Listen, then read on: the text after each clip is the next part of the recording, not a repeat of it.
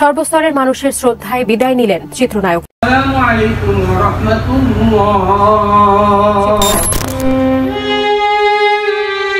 আমি অবাক হয়ে গেছি, 5 দিন আগে কথা বলে শক্ত এবং টনটনে কথা।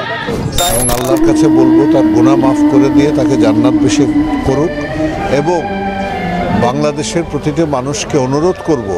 এদিকে বাংলাদেশি সোনালী দিনের কিংবদন্তি অভিনেতা ইলিয়াস কাঞ্চনের মৃত্যু ঘিরে ব্যাপক আলোচনার জন্ম দিয়েছে বিভিন্ন প্ল্যাটফর্মে।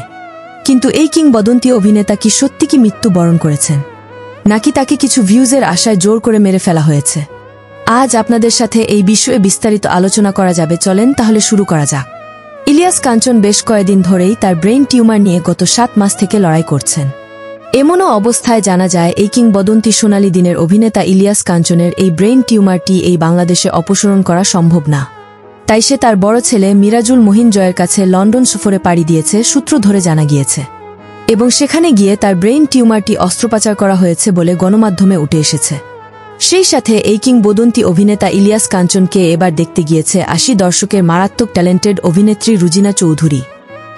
যখন এরকম একটা নিউজ এলো যে ওর সঙ্গে আমার প্রেম চলতেছে, বিশ্বাস করবেন এরপরে ওরে দেখলে পরে ও এদিক দিয়ে গেলে আমি ওদিক দিয়ে যেতাম।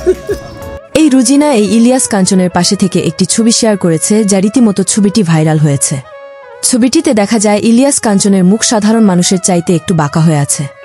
আর এই সোনালী দিনের অভিনেতা ইলিয়াস কাঞ্চনের অস্ত্রোপচারের পর যতটুকু জানা গিয়েছে তার কথা বলতে একটু সমস্যা হবে, যেটা চিকিৎসা চলাকালীন ধীরে ধীরে কন্ট্রোলে এসে যাবে। এই অভিনেতার বিপদের কথা শুনে শিল্পী সমিতি থেকে শুরু করে বিভিন্ন জায়গায় দোয়া মাহফিলের আয়োজন করা হয়েছিল, যা বিভিন্ন ভিডিওতে দেখা গিয়েছে।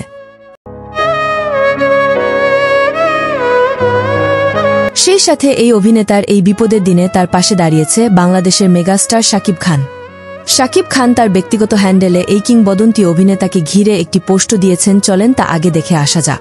12 অক্টোবর দুপুরে নিজের অফিসিয়াল ফেসবুক পেজে ইলিয়াস কাঞ্চনের একটি ছবি শেয়ার করেন শাকিব। সেখানে ইলিয়াস কাঞ্চনকে প্রিয় ও শ্রদ্ধাভাজন বড় ভাই উল্লেখ করে জানান, ইলিয়াস কাঞ্চনের জীবনটাই এক আন্দোলনের প্রতীক, এক আলোর যাত্রা। রূপালী পর্দায় তিনি সবার ভালোবাসার নায়ক, বাস্তব জীবনে মানবতার সৈনিক। কাঞ্চন ভাই আজ দূর লন্ডনে চিকিৎসাধীন, এক নিঃশব্দ লড়াইয়ের পথে। শাকিব আরও জানান, ইলিয়াস কাঞ্চনের দ্রুত সুস্থতা কামনা করে দেশের কোটি মানুষ প্রার্থনা করছে তিনি যেন আবার আগের মতো উদ্যমী, হাস্যোজ্জ্বল ও প্রেরণাদায়ী মানুষ হয়ে ফিরে আসেন। কাঞ্চন ভাইয়ের ব্রেন টিউমার হয়ে উনি লন্ডনে অসুস্থ হয়ে আছেন এবং সেটা আই থিঙ্ক অপারেশন করেছেন।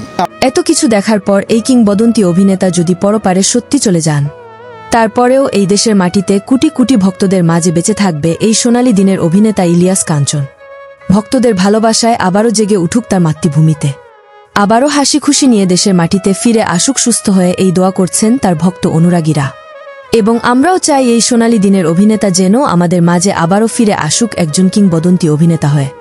এই প্রত্যাশা রেখে আজকের ভিডিওটি এখানেই সমাপ্তি ঘোষণা করছি। সেই সাথে ভিডিওটি ভালো লাগলে লাইক, কমেন্টস ও শেয়ার করে অন্যকে দেখার সুযোগ করে দিবেন।